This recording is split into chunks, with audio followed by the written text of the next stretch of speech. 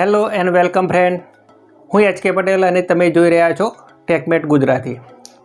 મિત્રો, આ વિડીયોમાં આપણે પ્રકરણ 5 સમાંતર શ્રેણી સ્વાધ્યાય 5.3નો એક્ઝામ્પલ નંબર 8 જોવાનું છે. મિત્રો, એક્ઝામ્પલની શરૂઆત કરીએ એ પહેલાં વિડીયોને લાઇક, શેર અને સબસ્ક્રાઈબ કરો, જેથી કરીને નવા વિડીયો હું તમારા સુધી સરળતાથી પહોંચાડી શકું. મિત્રો, સમાંતર શ્રેણીમાં બીજું ત્રીજું પદ 14 અને 18 હોય, એટલે કે બીજું પદ આપેલું છે 14 અને ત્રીજું પદ આપેલું છે 18. તો પ્રથમ 51 પદોનો સરવાળો શોધો. કુલ 51 પદનો સરવાળો કેટલો થાય એ આપણે નક્કી કરવાનું છે. બીજું પદ છે 14, એટલે આપણે એવું કહી શકાય કે A2 બરાબર 14. ત્રીજું પદ છે 18, એટલે આપણે એવું કહી શકાય કે A3 બરાબર 18. n પદોનો સરવાળો શોધવા માટે આપણે શું જરૂરી છે? તો આપણે એક તો પ્રથમ પદ આપણી પાસે હોવું જોઈએ, a બરાબર હોવા જોઈએ, સામાન્ય તફાવત d હોવો જોઈએ. તો આપણે જે કિંમત આપેલી છે એની અંદર જ વિચારવાનું કે આપણને a કે d ની કિંમત કેવી રીતે મળી શકે એમ છે. બીજી એક વાત કે સામાન્ય તફાવત વિશે આપણે જાણીએ છીએ કે સામાન્ય તફાવત એટલે શું? કે બે ક્રમિક પદો વચ્ચેનો તફાવત, એને આપણે સામાન્ય તફાવત કહેવાય. તો અહીં આપણને ત્રીજું અને બીજું પદ આપેલું છે, એટલે આપણે એવું કહી શકાય કે d બરાબર A3 માઇનસ A2 બરાબર 18 ઓછા 14 બરાબર કેટલા થશે? 4. એટલે સામાન્ય તફાવત આપણને મળે છે 4.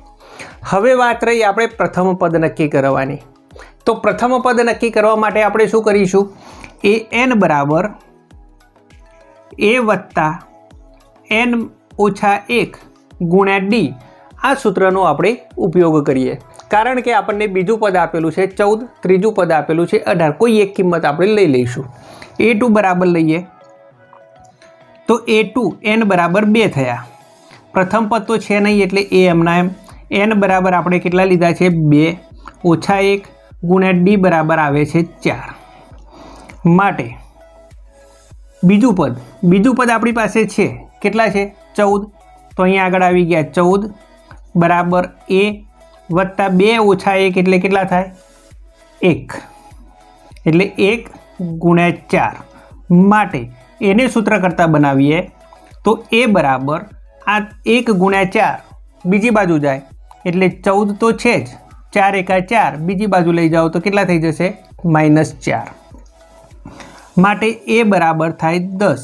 એટલે આપણને પ્રથમ પદ મળે છે 10 મળે. હવે પ્રથમ પદની કિંમત આપણને મળી ગઈ, તો આની મદદથી આપણે 51 પદનો સરવાળો શોધી કાઢીશું. તો Sn બરાબર n/2 કૌંસમાં 2 વત્તા n ઓછા 1 ગુણ્યા d થાય. માટે S51 n બરાબર 51 લેવાના. 51 ભાગ્યા 2 કૌંસમાં 2 ગુણ્યા a બરાબર કેટલા થયા? 10 વત્તા કૌંસમાં n બરાબર 51 ઓછા 1 ગુણ્યા d ની કિંમત આપણી પાસે છે 4.